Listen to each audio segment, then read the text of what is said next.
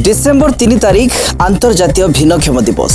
यही अवसर में गजपति जिलू आसी एक सकारात्मक खबर।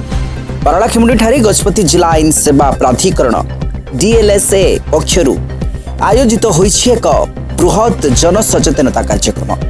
नगरपालिका सम्मेलन कक्ष अनुष्ठित यही कार्यक्रम अध्यक्षता करथिले जिला आईन सेवा प्राधिकरण सचिव श्री विमल राउल।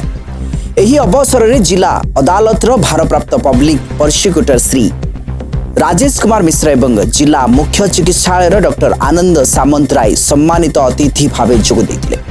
सेमाने भिन्नक्षम व्यक्ति विशेषों अधिकार सम्मान एवं सुरक्षा संबंध में उपस्थित समस्त को अवगत कराइथिले। सबुठारु गुरुत्वपूर्ण कथा हेउछि भिन्नक्षमक पई थिबा विभिन्न सरकारी योजना आईनगत सहायता एवं सुविधा विषय में विशेष सूचना प्रदान करा जायतिला। एहा द्वारा अनेक हिताधिकारी उपकृत होई परिबे।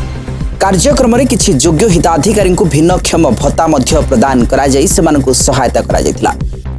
एही कार्यक्रम मुख्य उद्देश्य थिला समाज रे भिन्नक्षमकर सशक्तिकरण, सेमानकु समाज रे अंतर्भुक्तिकरण करिबा एवं सामाजिक दायित्व प्रति समस्त को सचेतन करिबा। एही सचेतनता कार्यक्रम भिन्नक्षमक प्रति सम्मान और सहयोग वार्ता नहीं आसीछि। गजपतिर विश्वस्त लिमांक रिपोर्ट, ओडिशा न्यूज एक्सप्रेस।